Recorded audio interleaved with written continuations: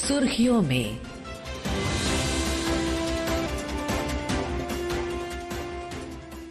ये आकाशवाणी है। प्रस्तुत है कार्यक्रम सुर्खियों में।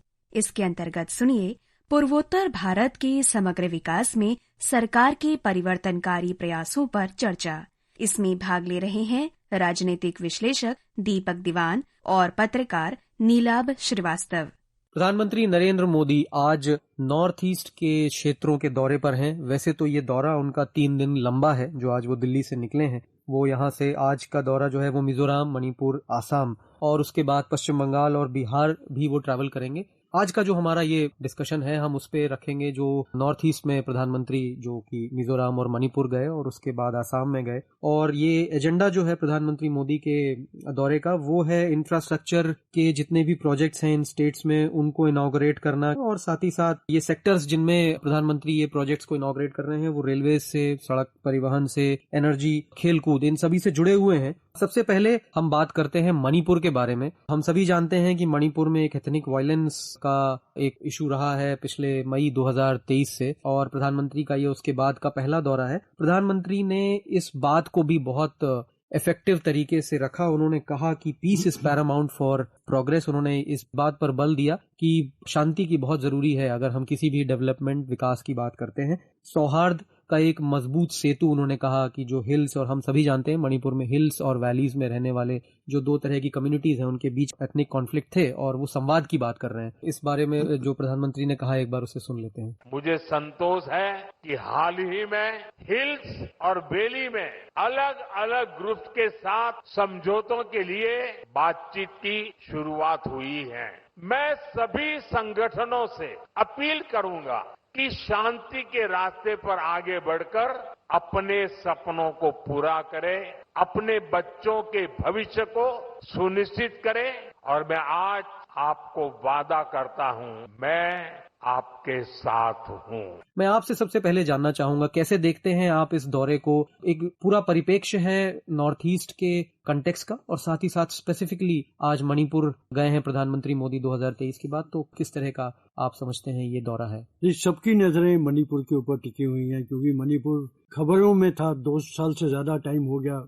जैसे आपने कहा 2023 से उसमें 260 से ज्यादा लोगों की जाने गई, 60,000 से ज्यादा लोग बेघर हो गए एथनिक वायलेंस में। तो इसीलिए प्रधानमंत्री जी का जो दौरा था, एक तो कुकी समुदाय के एरिया में गए जहाँ कुकी जो कम्युनिटी रहती है, चूड़ाचांदपुर। उसके बाद वो इम्फाल में गए जहाँ मेजोरिटी मैतेई समुदाय के लोग रहते हैं। दोनों के बीच में जो हुआ हिंसा, उसके बारे में प्रधानमंत्री जी ने भी कहा कि ये बहुत दुखदपूर्ण है। तो उन्होंने ये भी कहा कि इसके हिल और वैली के बीच में ब्रिज बनाना पड़ेगा ताकि संवाद हो, शांति बहाल हो। ये एक शुरुआत है। मुझे लगता है कि शायद प्रधानमंत्री जी के विजिट से, उनके जो जैसे उन्होंने विजिट किया, it was a healing touch to the people those who have suffered. कि वो सिर्फ मंच पे जाके भाषण ही नहीं दिया, वो जो डिस्प्लेस्ड लोग हैं, जो रिफ्यूजी बने, जो मैती एरिया से वापस गए कुकी एरिया में, उनसे भी मिले कुकी से। फिर वो मैती एरियाज में जो मैती हैं, जो कुकी एरिया से शरणार्थी बन के इम्फाल एरिया में गए, उनसे भी मिले, उनकी भी बातें सुनी। तो उनकी बॉडी लैंग्वेज भी अगर आप देखो तो लोग बात करते करते कुछ लोग रो भी पड़े। तो एक वो लोगों में भावना लगी कि कोई हमारा सुनने वाला आया है।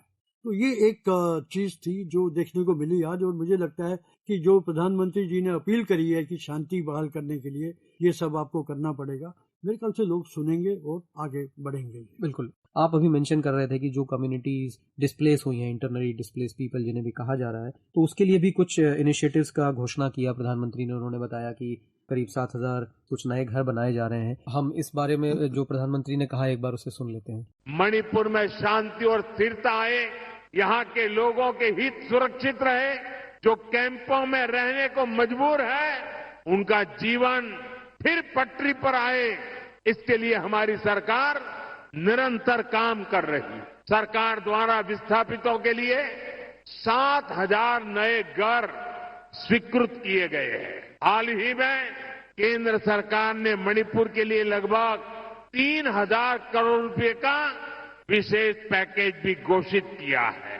तो जो ये डेवलपमेंट प्रोजेक्ट्स हैं इनको और साथ ही साथ जो कम्युनिटी सब एक साथ लेकर चलें और विकास के मार्ग पर, उसे आप कैसे देखते हैं आज के प्रधानमंत्री के वक्तव्य को? ये शुरुआत होगी, एक जो प्रधानमंत्री जी ने भी ये शब्द यूज किया है, तो जब लोगों को अब विश्वास हुआ कि केंद्र सरकार हमारी समस्या सुलझाने के लिए आ रही है, तो उसका कोई ना कुछ समाधान निकलेगा। कैसे निकलेगा? देखिए, ये 2-2.25 साल पुराना कॉन्फ्लिक्ट है, एकदम से 2 दिन में नहीं इसका कोई सोल्यूशन निकलेगा। बट अगर शुरुआत होगी, ऐसे ही होगी। जब तक इनसे बातचीत शुरू नहीं होगी, तब तक आगे का रास्ता नहीं खुलेगा। और प्रधानमंत्री जी ने भी यही बोला कि बातचीत की जाए और इसको सुलझाया जाए। प्रधानमंत्री ने ये भी कहा कि कई डिस्प्यूट्स, कई कॉन्फ्लिक्ट्स इस क्षेत्र में जो रहे हैं उनको पहले भी सुलझाया गया है, तो ऐसा नहीं है कि इस बार नहीं सुलझाया था। सुनते हैं इस बारे में उनका क्या कहना था। मणिपुर में किसी भी तरह की हिंसा दुर्भाग्यपूर्ण है। ये हिंसा हमारे पूर्वजों और हमारी भावी पीढ़ी के साथ भी बहुत बड़ा अन्याय है। इसलिए हमें मणिपुर को लगातार शांति और विकास के रास्ते पर आगे लेके जाना है और मिलकर के जाना है। अगले पॉइंट पर आते हैं। जैसा कि आपने देखा कि प्रधानमंत्री मोदी ने उस मंच से कई और बातें भी कही, एक कॉन्फ्लिक्ट पर भी बात कही, जो ये मणिपुर के विकास की बात है उस पर भी कही, और एक नॉर्थ ईस्ट के समग्र विकास की भी बात की। इस बारे में जो प्रधानमंत्री ने कहा, एक बार उसे सुन लेते हैं। भारत सरकार का निरंतर प्रयास रहा है कि मणिपुर को विकास के रास्ते पर तेजी से आगे ले जाएं। इसी कड़ी में 7,000 करोड़ रुपए के प्रोजेक्ट का शिलान्यास हुआ है। ये प्रोजेक्ट मणिपुर के लोगों की, यहाँ हिल्स पर रहने वाले ट्राइबल समाज की जिंदगी को और बेहतर बनाएंगे। ये आपके लिए हेल्थ और एजुकेशन की नई सुविधाओं का निर्माण करेंगे। तो कैसे आप इसका एनालिसिस करते हैं कि पीएम का जो ये दौरा है, ये सारे क्षेत्रों में, नॉट ओनली मणिपुर बट सारे क्षेत्रों में विकास के लिए जो कार्य हो रहे हैं उनको आगे लेके जाना और उनके बारे में एक स्पेशल स्ट्रेस देना?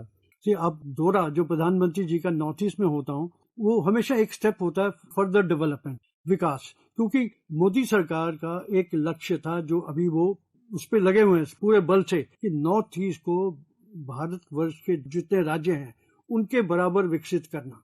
वो काम हो रहा है। उसी के तहत आप देखेंगे रेलवे लाइन भी चली गई मिजोरम में। ये 4थी स्टेट है नॉर्थ ईस्ट की जहां capital is connected with the railway now. अब नेक्स्ट मणिपुर का नंबर है।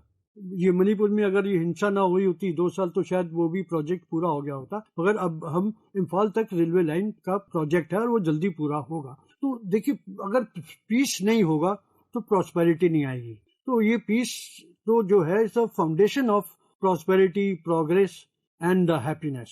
बिल्कुल। मैं श्रोताओं को ये बताना चाहूंगा, प्रधानमंत्री ने मणिपुर में चूड़ाचांदपुर में करीब 7,300 करोड़ की लागत के डेवलपमेंट और इंफ्रास्ट्रक्चर प्रोजेक्ट्स का शिलान्यास किया, और साथ ही साथ उसके बाद इम्फाल में करीब 1,200 करोड़, जो कि पूरे मणिपुर राज्य के लिए 8,500 करोड़ के डेवलपमेंट वर्क का इनिशिएटिव उन्होंने आज लॉन्च किया।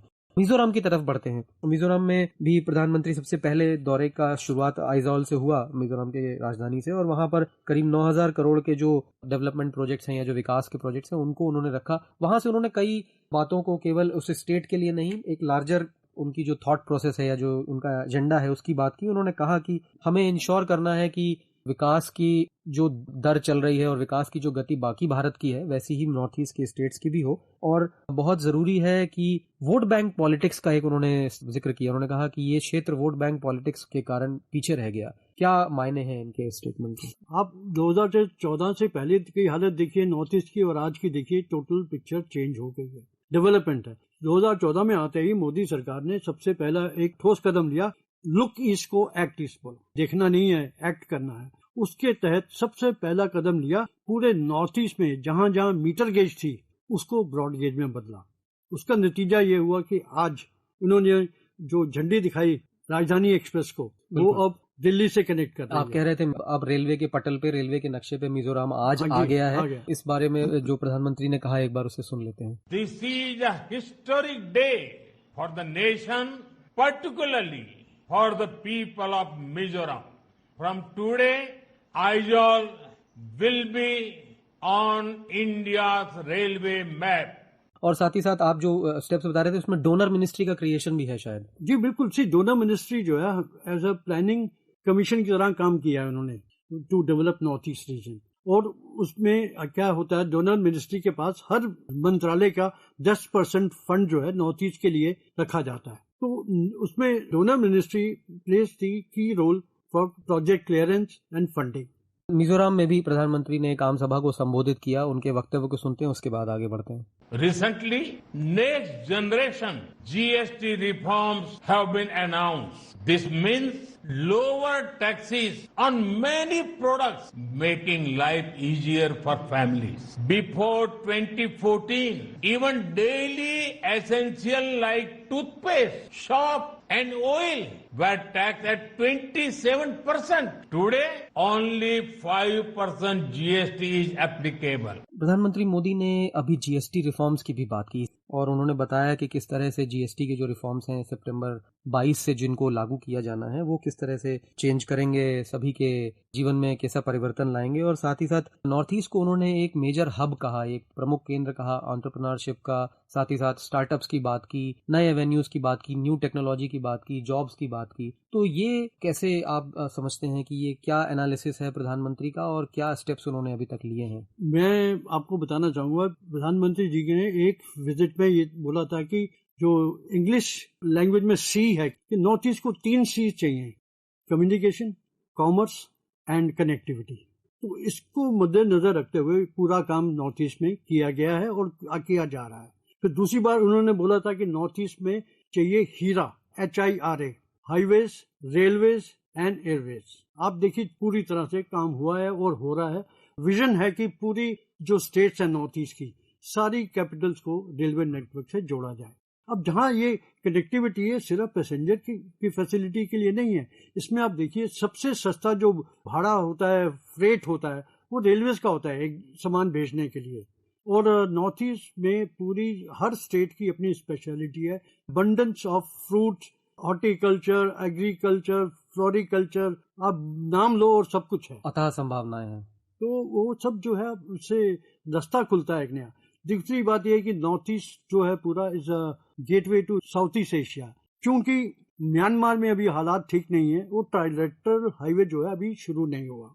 एक बारी वो शुरू हो जाएगा तो ये सब जो इंफ्रास्ट्रक्चर जो डेवलपमेंट हो रही है, रोड्स हो या रेलवेज हो, इसका सारा बेनिफिट सारी स्टेट्स को और देश के दूसरे राज्यों को भी मिलेगा जो पूरा नॉर्थ ईस्ट से साउथ ईस्ट एशिया मार्केट देखना चाहते हैं। प्रधानमंत्री ने इस बारे में भी बात कही और हम उसे पहले सुनते हैं फिर आगे बढ़ते हैं। Mizoram has a major role in both our Act East policy and the emerging Northeast Economic Corridor.